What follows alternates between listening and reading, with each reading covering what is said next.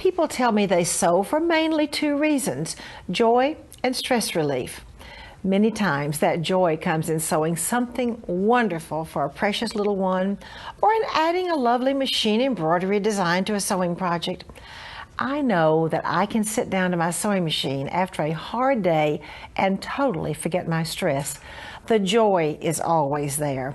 Let's get started because joy and stress relief are waiting. Welcome to my sewing room. We're going to have a lot of fun.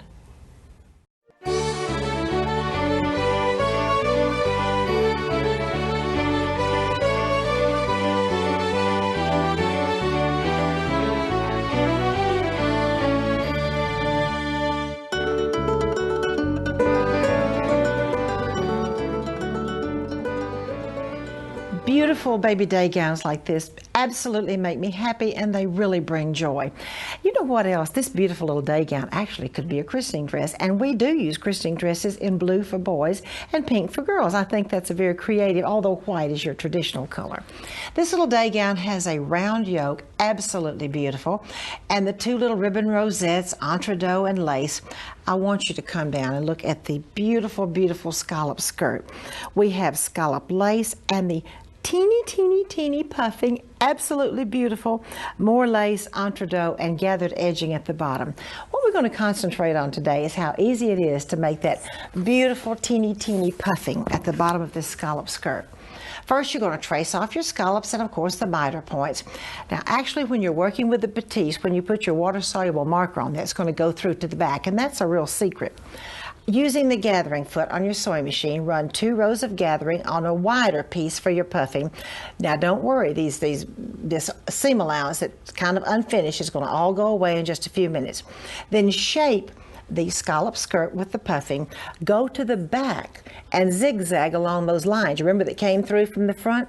Zigzag the puffing down, go back to the front, trim away those seam allowances. See, you've got your perfect puffing now. Then shape your lace at the top and your lace at the bottom, and then go ahead and finish the bottom of that day gown. I am so happy to have as my guest today my very, very dear friend Connie Palmer of That's So Connie. Connie is a Martha Pullen educator and a Martha Pullen licensed teacher many times over. Connie, welcome to the show. Thank you so much. I was thinking on the ride up here, because I drove this morning, about the first time I came, which was too many years ago to talk about, but I'm sure I've changed since then. Oh, it's just wonderful. And we've taught all over the world, and we have lots more world teaching to do. Yes, we do. Connie, I love that day gown. Show us your magic. Okay. Puffing is really easy, and it goes really fast, and it's what I call a free trim. So like Martha said, all you have to do is trace your design onto your fabric first. And then you're going to cut your strip of fabric the size you need. I cut these 1.5 inches because I wanted a really tiny baby strip.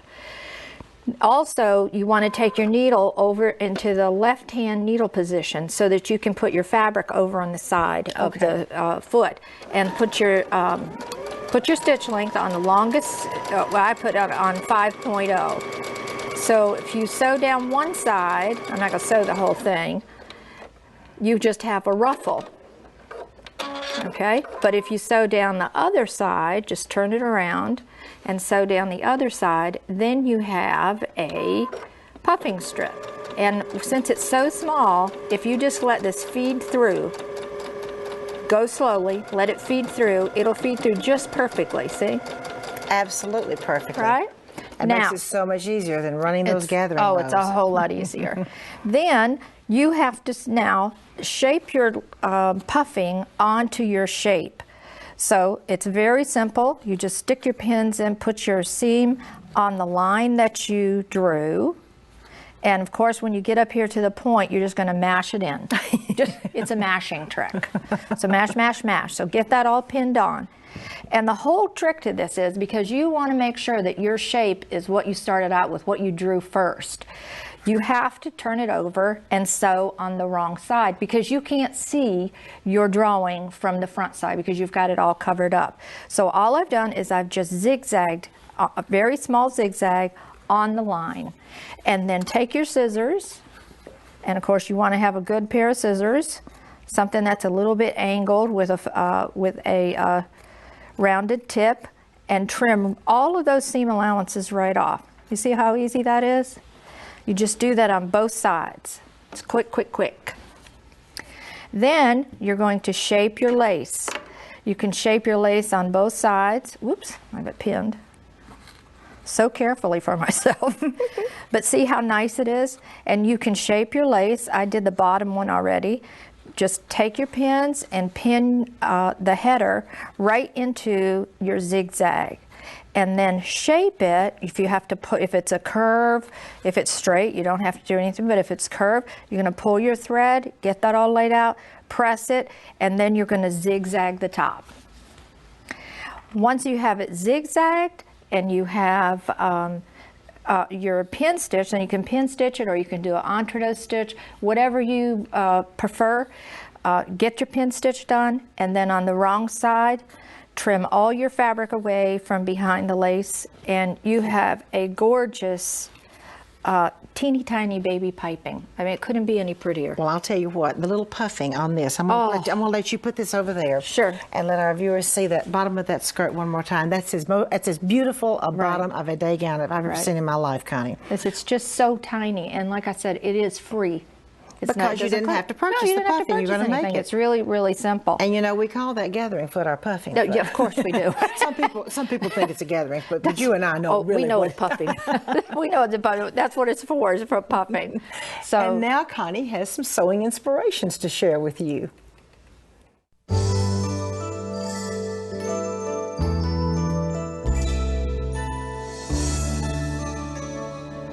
Connie, this is the most beautiful little pillow with the curved puffing, and I really want you to tell us what you've done to finish this puffing.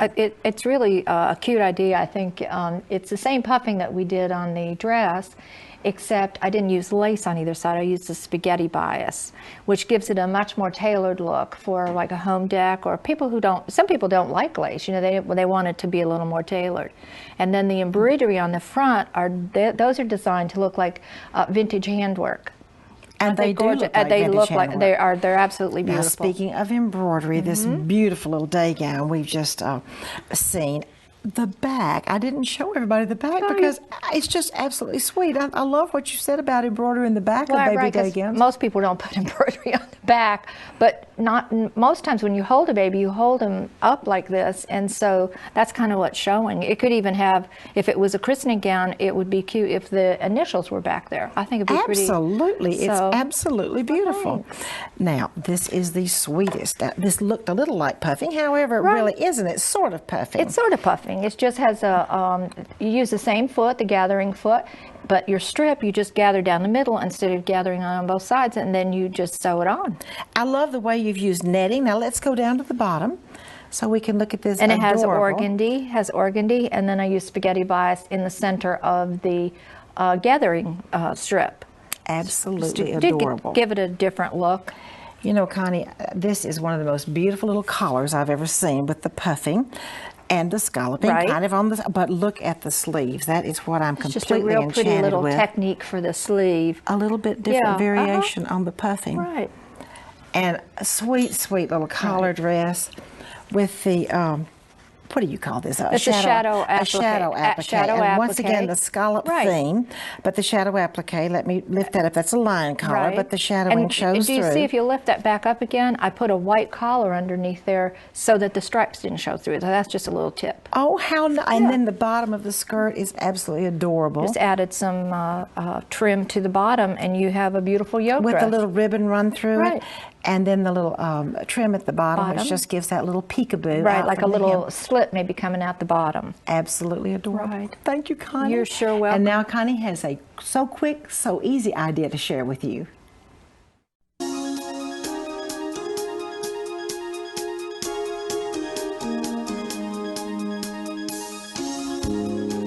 Connie, I just love easy projects like the one you have. Show us the magic trick. Me too, because we need fast things. And this is just a little, you can use it for credit cards, or you can use it for gift cards. At Christmas time, you can make them out of Christmas fabric. You take, it only takes 2 pieces of fabric, one long piece, folded in half, right sides together, and you just sew down both sides 1/4 inch. But the trick is once you sew down both sides, you have to clip in to the stitching, because we're going to turn it right side out, and these seam allowances need to stick out for when we sew on the pocket. Okay. See? Okay. So now we have another piece of fabric that we're going to fold wrong sides together and place it on top. That's going to be our pocket. So that's what I'm going to show you how to sew. We're just sewing 3 sides of our little our pocket. You make sure you want to back stitch. Sew all the way around the 3 sides. It's nice when your needle will stop down and your foot pops up, isn't it? Yeah, oh, absolutely. Oh my love goodness. It, love it, love it. That's a great feature. Does all the work for you. It sure right? does.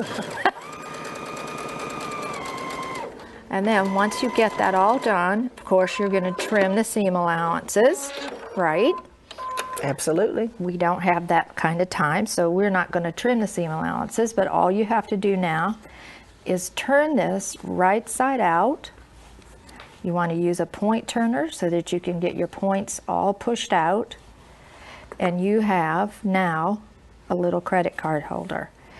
Now you could put a little button or a buttonhole on here. You could put a buttonhole and piece of ribbon and tie it closed. But these little snaps, these are kind of a new snap, and they come with a little attachment gizmo, and you just put the snap, both sides of the snap on with this snap attacher, and you automatically have a little closing here that's easy for anybody to get in and out of. You know what I thought that'd be fun for too is lunch money. Lunch for money, children have right, lunch money, sure. and you know, if you wanted children's presents to give to other little friends, it'd be cute to put a monogram or a name on that. Sure. Oh, Connie, that is fun and that is easy. Very I think fast. we could do a lot of those. We can do a lot of those. Short That's period right. of time. Connie, thank you so You're very much. sure welcome. And now we have some so easy stabilizing tricks to share with you.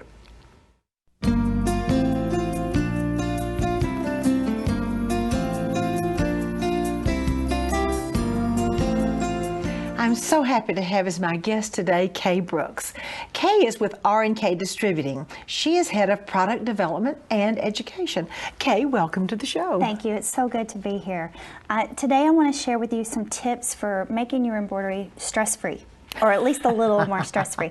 I teach a lot of classes, and I see a lot of frustrated people whenever they're trying to get perfect results out of their embroidery machine. And hopefully what I share with you in the next few minutes will give you some things that will help bring that stress level down to where you can get some good-looking embroidery without a neck ache or a headache. Okay.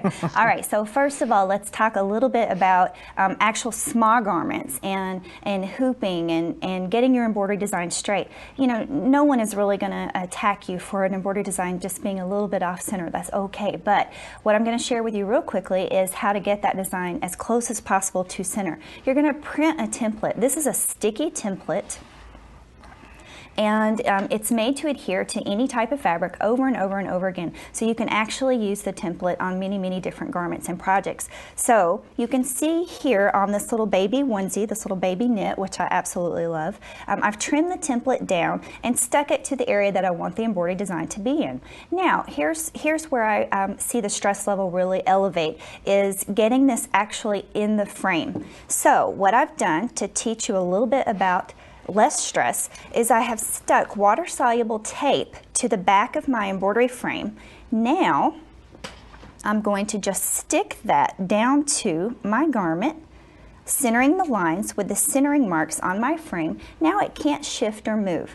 I've used a fusible stabilizer behind the knit so it won't stretch or pull out of shape. So now when I put my inner frame or outer frame underneath, this is not going to shift or move, and I'm going to have perfect embroidery. So very, very fantastic technique for getting your knits and smaller garments stitched without stress.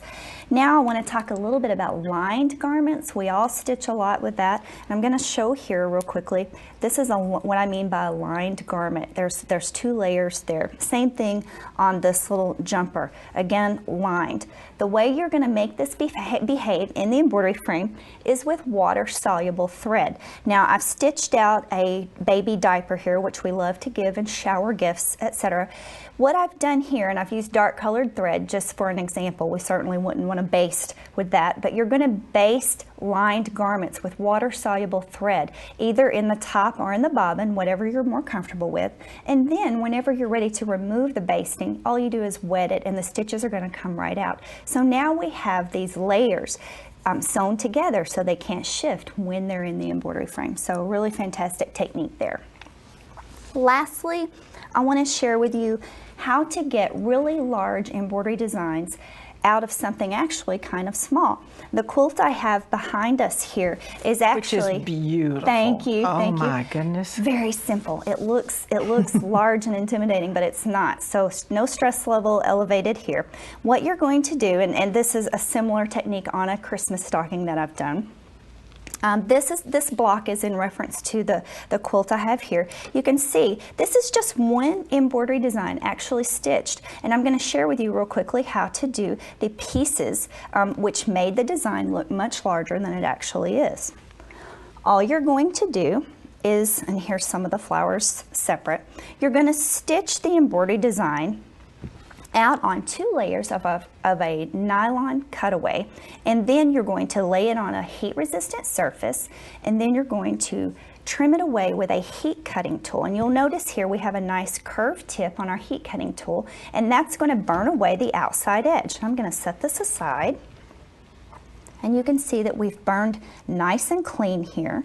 And then you have just a nice little medallion that we can now adhere to whatever we want, stress-free. This is really fantastic if you're working on delicate or expensive fabrics like ultra suede, sweater knit, things where our stress level may elevate. Now all we do is just stitch it by itself, straight stitch around the edges with a nice monofilament thread. Use polyester so it won't melt whenever you press it, and you've got gorgeous large embroidery, very, very simply done.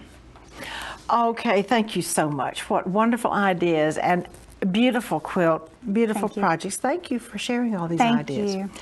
And now I have some heirloom quilting to share with you.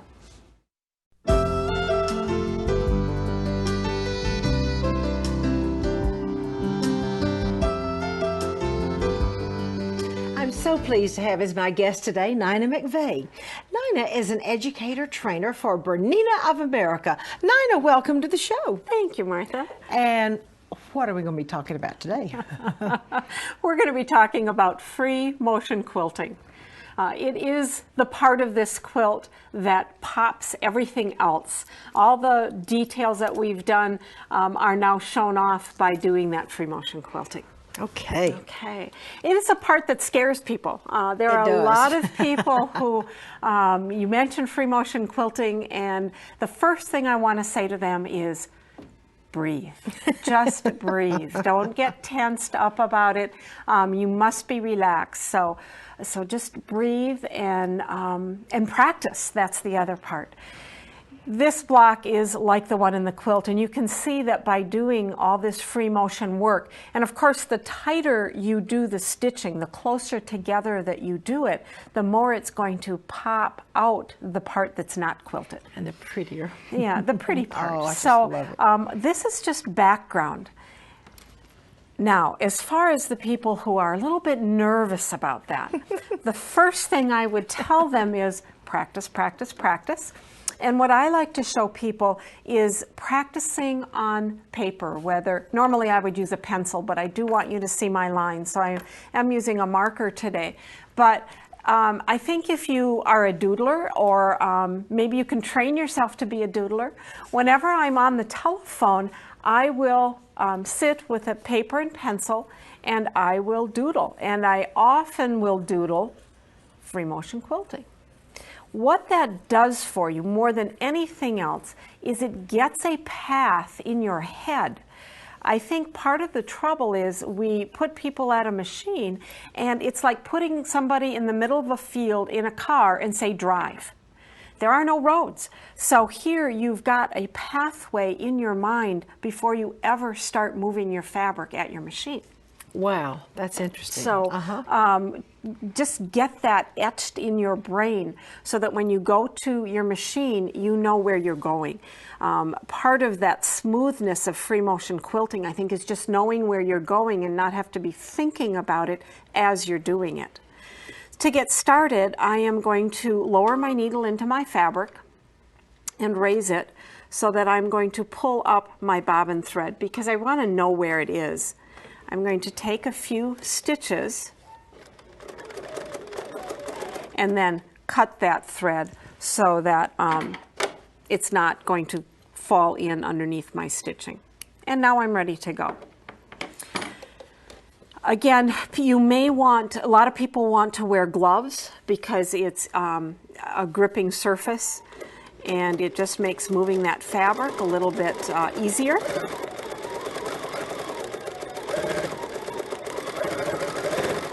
And you're just going to move, and everything that I did on that paper is what I'm doing now on my fabric. Are there any rules about crossing lines or not? You know, you hear that rule all the time. Okay. Don't cross lines. Okay. What I would tell people is, you know, it's okay if you cross lines, as long that might be your style. And for some people, that just is what happens when they get to the fabric.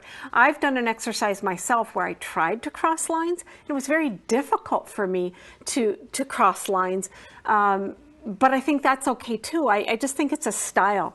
It used to be that you could never cross lines, but now I would say as long as you're consistent in what you do, it would be just fine to cross lines. And really, it is about relaxing and kind of knowing where you're going. And after you've done a little bit of quilting, even 20 minutes at the machine, I would say stop, get up, roll your shoulders, and just relax. And please remember to breathe. Whenever I'm teaching classes, I will go through and just say, breathe. And everybody will kind of laugh, but then they become aware that they're holding their breath. Yeah. Holding their breath. Oh, this is not good. Yeah. Well, I thank you so very much for sharing this wonderful technique with us. And the rule is breathe. Breathe. Thank you, Nina. And now I have a piece from my vintage collection to share with you.